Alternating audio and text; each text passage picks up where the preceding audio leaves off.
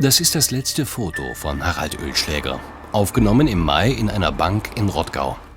Kurz danach ist der 69-jährige Rentner aus Rottgau-Niederroden spurlos verschwunden. Wir treffen Sohn Aaron und Tochter Sarah.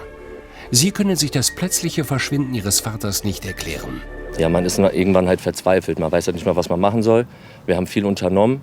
Er ist deutschlandweit, europaweit wird nach ihm gesucht und es gibt nicht eine Spur.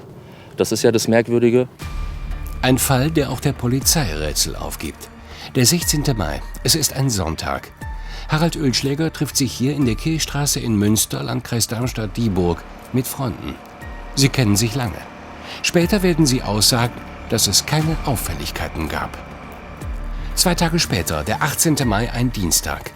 Der Rentner holt gegen 10:30 Uhr einen Kontoauszug in der Frankfurter Volksbank in Rottgau. Dort gibt es auch Sparkassenautomaten.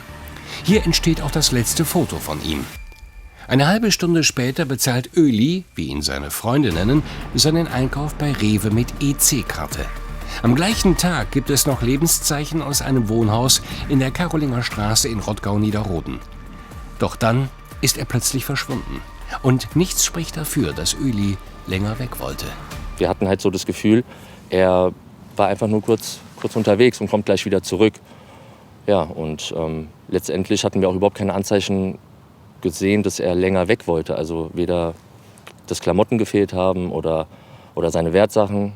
Es war alles noch zu Hause. Das kleine Licht am Laptop war an, der Laptop war noch an. Es stand noch eine volle Tasse Tee, mittlerweile schon mit Schimmel besetzt, und eine volle Kanne Tee in der Küche. Und ein Schokoriegel lag neben dem Laptop, das schon ein paar Mal abgebissen worden ist, aber nicht fertig gegessen worden ist.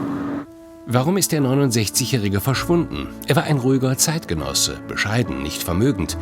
Aufgrund einer Hüft-OP lief er sehr langsam, weite Wandertouren gab es nicht. Es gab keine schweren Krankheiten, ein Suizid unvorstellbar. Öli hatte viel mehr Zukunftspläne. Dadurch, dass die zweite Impfung kurz bevorstand, hat er sich auf jeden Fall sehr gefreut, uns alle wieder zu sehen. Und deswegen kam das uns ja noch komischer vor, dass er dann auf einmal verschwunden ist. In dem Anwesen in Rottgau-Niederroden wohnen auch der Bruder und der Neffe von Harald Oehlschläger. Auch sie haben nach Angaben der Polizei nichts vom Verschwinden ihres Verwandten mitbekommen. Familie und Freunde setzen alles in Bewegung. Erstmal sind wir natürlich zu den ganzen Nachbarn in der Umgebung und haben halt geklingelt und gefragt, ob die was gesehen haben. Haben einfach so rund um das Gebäude auch geschaut, ob er halt da vielleicht irgendwo ist, ja, vielleicht auch einfach nur spazieren geht. Als wir ihn aber nirgendwo auffinden konnten und auch niemand irgendwas gesehen hatte, haben wir halt haben wir Flyer gedruckt und haben die dann im Rottgau und Umgebung verteilt. Und sind dann auch noch über die sozialen Netzwerke gegangen, über die Gruppen, die es da so gibt in Rottgau und Umgebung auch. Und haben halt quasi auf eigene Faust erstmal versucht, ihn wiederzufinden. Am 27. Mai wird Harald Oehlschläger als vermisst gemeldet. Bis heute gibt es keine Spur von ihm. Wir haben immer noch, trotz aller Ermittlungen, aller Suchmaßnahmen, bislang keinen Hinweis darauf, wo er sich aufhalten könnte. Wir haben keine Hinweise auf ein krankheitsbedingtes Verschwinden oder auch Anhaltspunkte, dass er sich etwas antun möchte. Wir können aber gleichzeitig auch nicht ausschließen, dass er möglicherweise auch Opfer einer Straftat geworden ist. Also das Ganze ist schon sehr rätselhaft in der Tat. Harald Oehlschläger ist schlank, 1,70 Meter groß, er hat lange graue Haare zum Pferdeschwanz zusammengebunden. Vermutlich trug er einen schwarzen Jogginganzug und schwarze Schuhe mit weißen Sohlen, wie auf dem Bild aus der Bank zu sehen. Wer hat den 69-Jährigen seit dem 18. Mai irgendwo gesehen?